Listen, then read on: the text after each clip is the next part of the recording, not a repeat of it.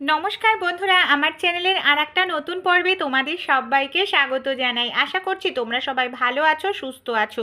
শীতকালে কিন্তু আমরা কম বেশি প্রত্যেকেই কম্বল ব্যবহার করি, কিন্তু যখন শীতটা শেষ হতে শুরু করে আমরা কি করি, কম্বলটাকে ভালো করে গুছিয়ে রেখে দিই। কিন্তু এই সারা শীতকাল যে কম্বলটা ব্যবহার করি, এর ফলে কম্বলটা একেবারে নোংরা হয়ে যায়, তেল কাস্টে হয়ে যায়। আর আমরা প্রত্যেকেই চাই পরের বছর যখন কম্বলটা ব্যবহার করব, কম্বলটা যেন একেবারে ফ্রেশ থাকে, জীবাণুমুক্ত থাকে, কোনো রকম তেল চিটচিটে গন্ধ না থাকে। কিন্তু এই কম্বলগুলো বাড়িতে যদি আমরা কাচি বা পরিষ্কার করি, খুবই কষ্টকর পদ্ধতি। কারণ কম্বল জলে পড়লে অনেকটা ভারী হয়ে যায়, আর শুকোতেও 2-3 দিন সময় লেগে যায়। আর দোকানেও যদি পরিষ্কার করতে দিই তাহলেও হাজার হাজার টাকা খরচা করতে হয়। কিন্তু কোনো রকম জল ব্যবহার করা ছাড়াই, রোদে দেওয়ার ঝামেলা ছাড়াই কম্বলটাকে আমরা পরিষ্কার করে নিতে পারি। এমনকি তেল চিটচিটে যে গন্ধ থাকে সেটাও চলে যাবে, কম্বলটা একেবারে ফ্রেশ, জীবাণুমুক্ত হয়ে যাবে। আশা করছি ভিডিওটা তোমাদের অনেক উপকারে আসবে, তাই ভিডিওটি পুরোটা দেখার জন্য অনুরোধ রইল। আর এইভাবে যদি কম্বল পরিষ্কার করো, তোমাদের 2-3 দিন ধরে কম্বলটা শুকানোর কোনো প্রয়োজনই পড়বে না। সবার প্রথমে কম্বলটাকে দেখো আমি এইভাবে বিছানার ওপর ছড়িয়ে নেব। তোমরা যদি চাও নর্মাল মেঝেতে কোনো কিছু পেতে কম্বলটাকে এইভাবে বিছিয়ে নিতে পারো। আমাদের সবার প্রথমে বিছিয়ে নিতে হবে। দেখো আমি এই কাজটি খাটে করছি, তাই খাটে পুরো কম্বলটাকে আমি এইভাবে বিছিয়ে নিয়েছি। কম্বলটা পরিষ্কার করতে সবার প্রথমে আমাদের যে কাজটি করতে হবে, এখানে দেখো একটি পাত্র নিয়েছি। পাত্রের মধ্যে আমি নিয়ে নিচ্ছি বেকিং সোডা। এখানে কিন্তু বেকিং পাউডার নিলে হবে না, বেকিং সোডাই নিতে হবে। 2 চামচ পরিমাণ বেকিং সোডা আমি এখানে নিয়ে নিচ্ছি। বেকিং সোডা কিন্তু দুর্গন্ধ দূর করতে সাহায্য করে, এমনকি ব্যাকটেরিয়া জীবাণুকে ধ্বংস করতে সাহায্য করে। সেই সঙ্গে এখানে আমি নিয়ে নিচ্ছি পাউডার, যে কোনো সুগন্ধি পাউডার এখানে তোমরা ব্যবহার করতে পারো। পাউডারটা দিলে কি হবে, কম্বল থেকে মিষ্টি একটি সুন্দর গন্ধ বের হবে। এবার চামচ দিয়ে খুব ভালো করে বেকিং সোডা আর পাউডারটাকে দেখো আমাদের কিন্তু মিশিয়ে নিতে হবে, যাতে আলাদা না থাকে, একসাথে মিশে যায়। দেখো এবার আমি যে পাউডার বেকিং সোডাটাকে মিশিয়ে নিয়েছিলাম, এখানে আমি একটি ছাঁকনি নিয়ে নিচ্ছি। চা ছাঁকনি যেগুলো হয় না, সেই চা ছাঁকনির মধ্যে কম্বলটাকে আমি এই যে মিশ্রণটা ঢেলে নিয়ে কম্বলের ওপরে এইভাবে মিশ্রণটা আমি খুব ভালো করে দেখো ছড়িয়ে দেব।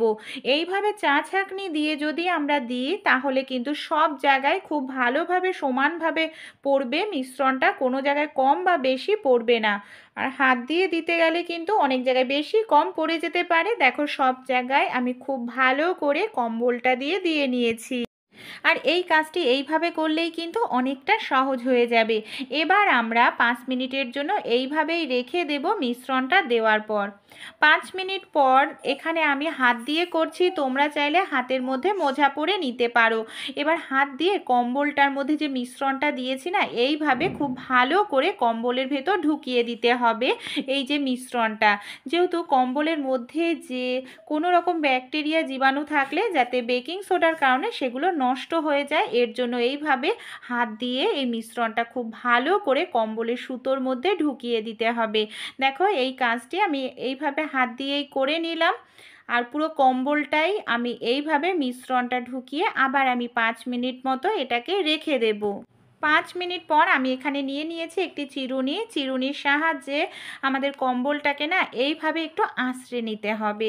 এখানে তোমরা চাইলে কোনো ব্রাশও ইউজ করতে পারো। যে জিনিসটা খেয়াল রাখতে হবে, কম্বলের সুতোটা যে দিক রয়েছে ঠিক তার উল্টো দিক করে আঁচড়াতে হবে, তাহলে যে মিশ্রণটা দিয়েছি সেটাও বেরিয়ে যাবে, ভেতরে কোনো নোংরা থাকলে সেটাও কিন্তু খুব সহজেই চলে যাবে।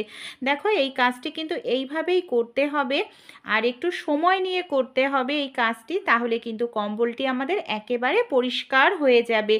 আরও যে কাজটি করতে হবে, আমি এখানে কম্বলটা তোমাদের এক সাইড এই পদ্ধতিতে পরিষ্কার করে দেখাচ্ছি, অপর সাইডও কিন্তু ঠিক একই রকমভাবেই কম্বলটি আমাদের পরিষ্কার করতে হবে। দেখো খুব ভালো করে চিরুনির সাহায্যে আমি এইভাবে কম্বলটাকে একটু আঁচড়ে মতো নিলাম। তোমরা চাইলে যে নরম ব্রাশগুলো হয় সেই ব্রাশগুলোও কিন্তু এখানে ইউজ করতে পারো।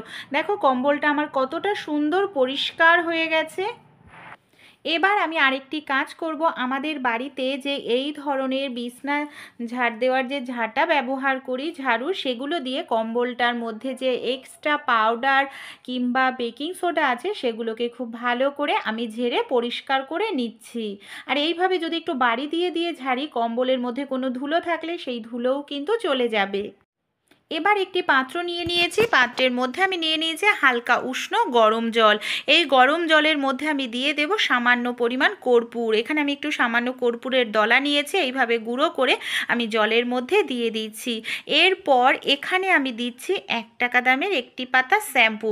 এখানে বন্ধুরা অবশ্যই তোমরা শ্যাম্পুই ব্যবহার করো, শ্যাম্পুর পরিবর্তে যে কোনো ডিটারজেন্ট পাউডার কিন্তু ব্যবহার করো না, কারণ শীতকালীন যে জামা কাপড় কিংবা কম্বল হোক, এগুলো কিন্তু যদি আমরা ডিটারজেন্ট পাউডার দিয়ে কাচি বা ধুই, এগুলো কিন্তু নষ্ট হয়ে যায় খুব তাড়াতাড়ি, কারণ এই শীতকালের জামা কাপড় কম্বল এগুলো কিন্তু অনেকটা নরম হয়। তাই শ্যাম্পু দিয়ে যদি পরিষ্কার করি, শ্যাম্পুতে ক্ষারের পরিমাণ কম থাকে, যার ফলে কম্বলটা অনেক নরম থাকবে আর ভালো থাকবে। এর জন্য শ্যাম্পুটাই ব্যবহার করো।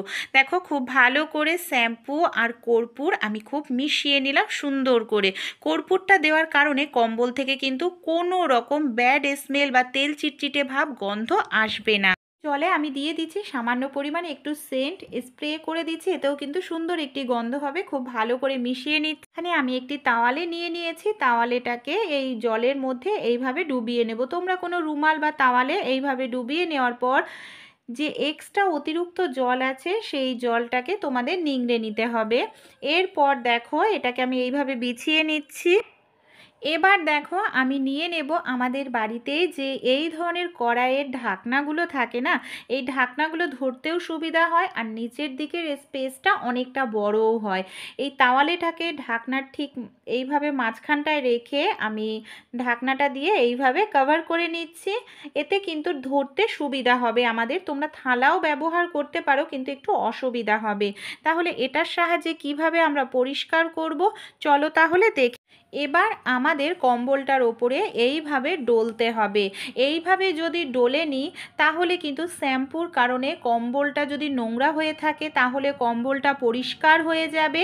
এমনকি সেই সঙ্গে জলের মধ্যে যেহেতু আমি একটু কর্পূর দিয়েছি, কর্পূর কিন্তু তেল কাস্টে ভাব দূর করবে। সেন্ট দেওয়ার কারণে কম্বল থেকে সুন্দর একটি মিষ্টি গন্ধ আসতে থাকবে। এইভাবে একটু চেপে চেপে আমাদের ডলতে হবে, তাহলে কিন্তু কম্বলের যে সুতোগুলো আছে না, সেই সুতোগুলো ভেতর থেকে একেবারে নোংরা আমাদের বের হয়ে আসবে। দেখো এইভাবেই আমি চেপে চেপে খুব ভালো করে পুরো কম্বলটাই আমি পরিষ্কার করে নিচ্ছি। আবারও বলছি, আমি এক পাশ তোমাদের দেখাচ্ছি। এইভাবে পরিষ্কার করে আমাদের কিন্তু কম্বলটা দু সাইডই এইভাবেই পরিষ্কার করতে হবে। আর কম্বলের দেখো কি পরিমাণে নোংরা উঠছে বন্ধুরা। কম্বলের যে বর্ডারটা আছে না, এই বর্ডারটা কিন্তু খুব মোটা হয় আর এই জায়গাটায় ভীষণই নোংরা জমে। তাই এই জায়গাটাও আমাদের কিন্তু এইভাবে একটু চেপে চেপে ধরে কম্বলের বর্ডারের দিকটা পরিষ্কার করতে হবে, তাহলে কিন্তু কম্বলের বর্ডারটাও আমাদের পরিষ্কার হয়ে যাবে।